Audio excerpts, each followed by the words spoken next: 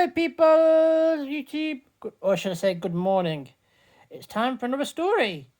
Now that we finished the Duck and Diesel trilogy, time to do something a little more, shall we say, relaxing. And something that probably doesn't make sense. Better late than ever.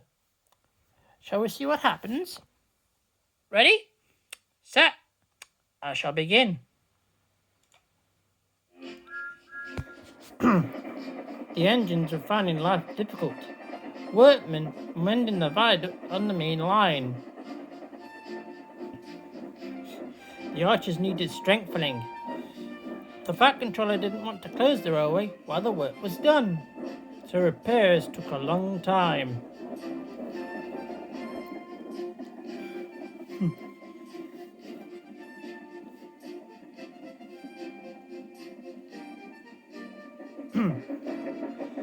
It has caused great engines have to take great care in crossing the viaduct, which often made them late at the junction where they knew Thomas would be waiting to collect his passengers.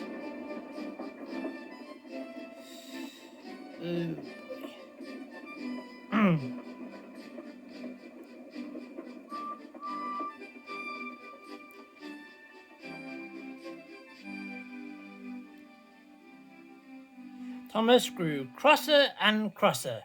Time's time, he said. Why should I keep my passengers waiting while Henry and James dawdle about all day on viaducts? Don't blame me, snorted Henry. If we hurried across the viaduct, it might collapse. Then you'd have no passengers at all. What would you do then? Run my train on time for one thing, retorted Thomas. He puffed away before Henry could answer.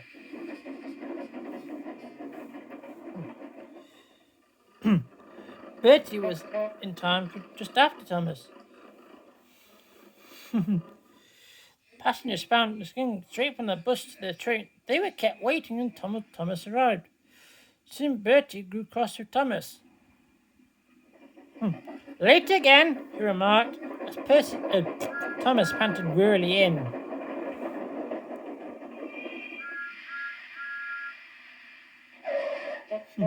We may be friends, but I thought you could go fast, Thomas. It's time we had another race. I reckon I could beat you now. Thomas let off steam loudly. Rubbish! Hissed Thomas. It's those mainline engines. They dither about on the viaduct, and then they blame the Fat Controller's workmen. It's just an excuse for laziness, if you ask me.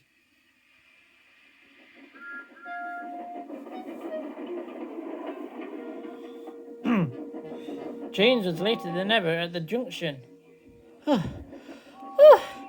I'm sorry, he puffed. I was held up at the station, and the viaduct made it worse. It's lucky for you and my guaranteed connection, grumbled Thomas. He puffed away before Henry could answer. James could answer. Come along, puffed Thomas. Annie and Clarabelle did their best. And they both found they couldn't save much time. He rounded a corner and there was Bertie. His radiator was steaming. Hey, what's the matter here? You should be in the next station, Bertie. You're late. I feel dreadful, said Bertie. All upset inside, and driver says he can't make me better. Thank goodness you're late too. Can you take my passengers, please? They'll never get home otherwise. Of course, agreed Thomas, who now felt sorry for Bertie. He promised to get help at the next station.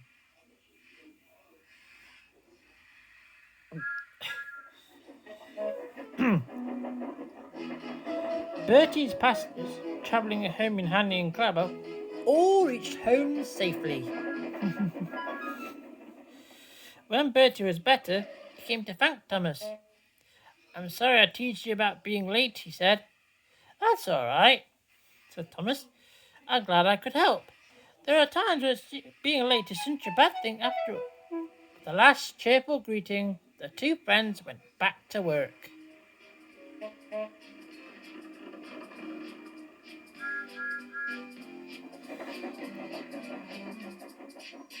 And that was better late than ever. Bye bye, folks. Stay tuned for another story.